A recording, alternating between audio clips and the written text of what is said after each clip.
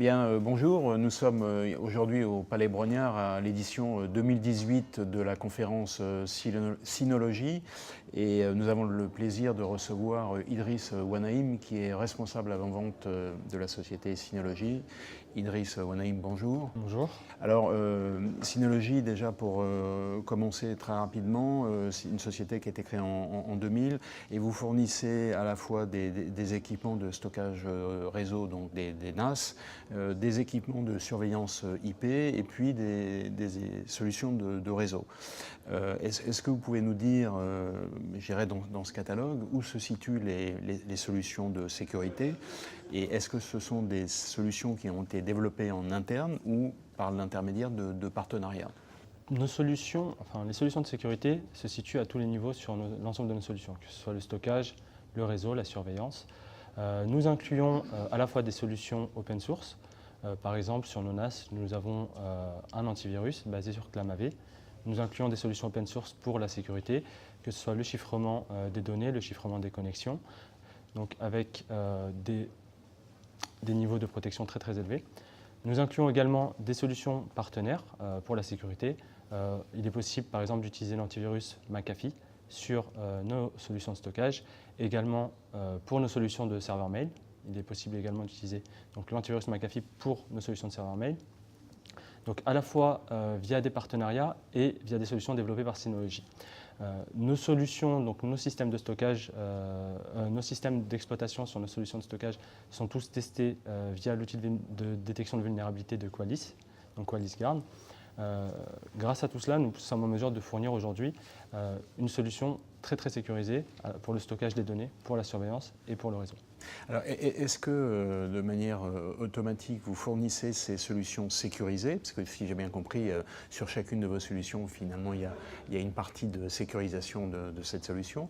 Est-ce que je suis obligé de prendre cette espèce de add-in de sécurité ou est-ce que je peux l'avoir sans la sécurité et avec la sécurité? Alors, par défaut, nous essayons au mieux d'inclure la sécurité vraiment à tous les niveaux. Donc, lorsque vous utilisez notre solution, par défaut, vous avez cette sécurité. Cependant, il vous est bien sûr possible de désactiver ces options de sécurité, que ce soit le chiffrement. Et d'en prendre une autre éventuellement. Voilà, et d'en prendre une autre, il n'y a aucun problème. Alors, donc cette offre de sécurité dont on parle, là, elle est structurée en 4 grands pôles. Donc la première, on en parle beaucoup en ce moment, c'est la protection contre les ransomware.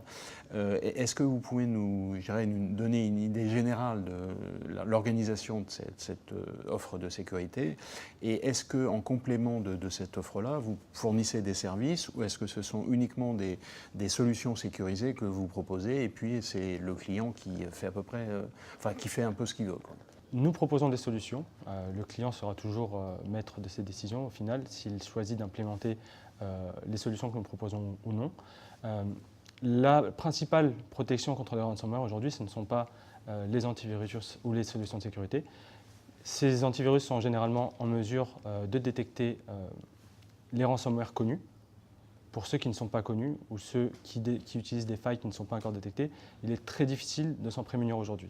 C'est pourquoi le principal volet de protection contre le ransomware que nous proposons, il s'agit du backup et du versionning. Donc nous avons différentes solutions de sauvegarde, à la fois sur des stockages externes ou distants, mais également des solutions de versionning en local.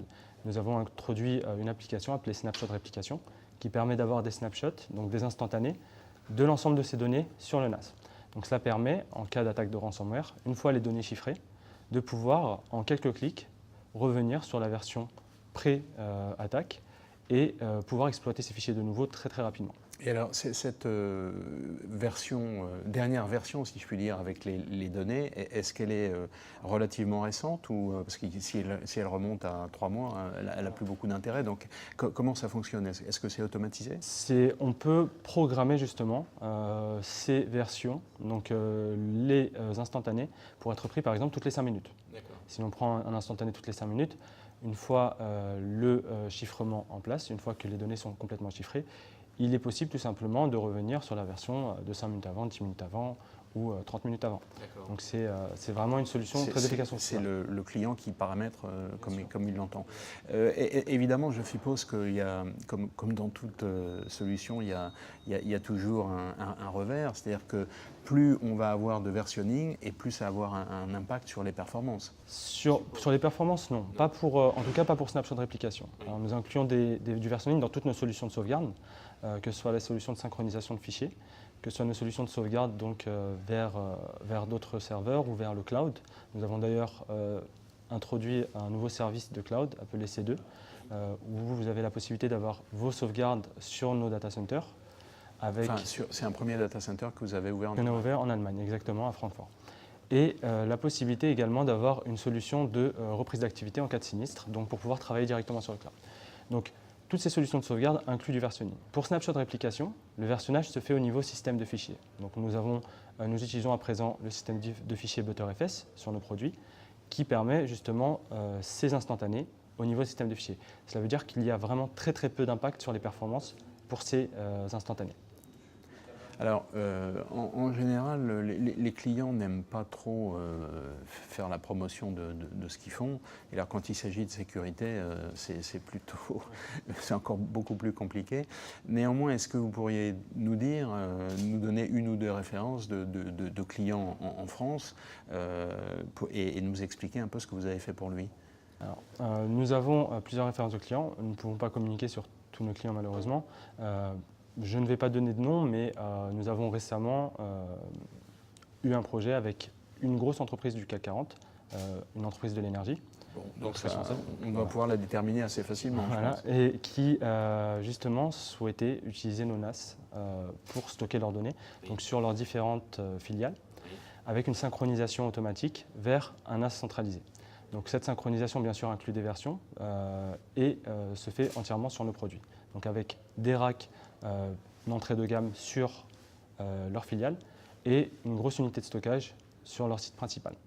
Donc en gros, ça veut dire que sur chaque NAS décentralisé, on a des versions qui se font de manière régulière et toutes ces données sont ensuite centralisées voilà, via nos outils de sauvegarde sur un NAS central qui récupère donc, si je me souviens bien, c'était toutes les nuits, l'entièreté des nouvelles données créées sur ce serveur centralisé. Et quand il y a un problème, donc ça veut dire qu'on récupère les données en centrale ou elles sont encore sur le NAS? Ça va dépendre du type de problème. S'il s'agit d'un chiffrement dû à un ransomware, vous pouvez directement revenir sur une version précédente, comme je l'ai expliqué.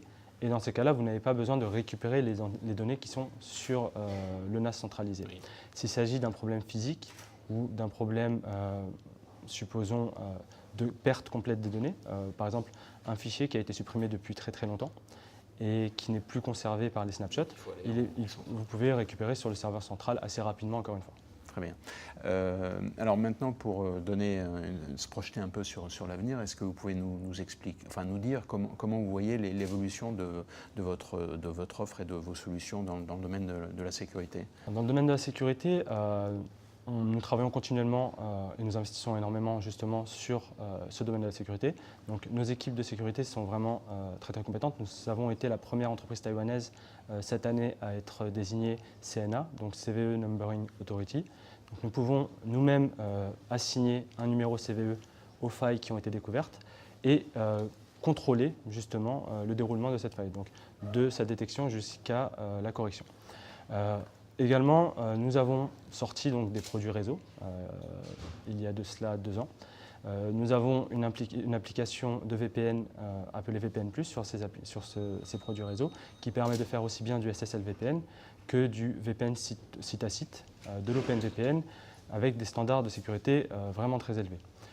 Nous proposons également dans ces solutions réseau un système d'IPS et d'IDS, donc intrusion prevention system ou intrusion detection system, qui, en complément d'un antivirus, peuvent fournir une solution de sécurité vraiment très efficace pour les entreprises. Et parallèlement à cela, nous avons également introduit récemment un bounty programme, donc un programme de primes, pour que les experts en sécurité puissent être récompensés s'ils découvrent des failles de sécurité sur nos produits et nous les envoient. Donc nous en faisons un rapport et nous pourrons les corriger donc plus rapidement. Nous prenons 8 heures pour... Nous avons pour objectif de prendre 8 heures pour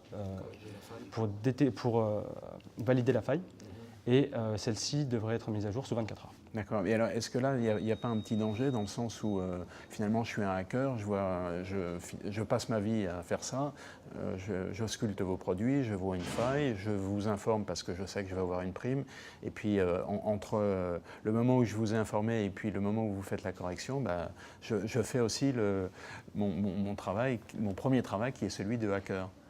Un hacker qui va utiliser justement ces failles pour son propre bénéfice va généralement sera perdant s'il nous envoie la faille, si nous la corrigeons. Nous souhaitons corriger les failles sous 24 heures. Donc si la faille a été détectée par le hacker, que nous recevons ce rapport et que nous corrigeons cette faille sous 24 heures, au final, pour le hacker, jouer ce double jeu n'est pas avantageux. C'est pourquoi cette opération se destine principalement à ce qu'on appelle les white hats, donc les hackers qui cherchent justement à découvrir des failles, à en faire profiter donc la communauté. Donc les bons hackers. Voilà, les bons hackers. Les bons hackers, c'est des programmes qui sont très répandus aujourd'hui. Bon, écoutez, on va rester sur cette note positive. Idriss Ouanaïm, merci beaucoup. Merci à vous.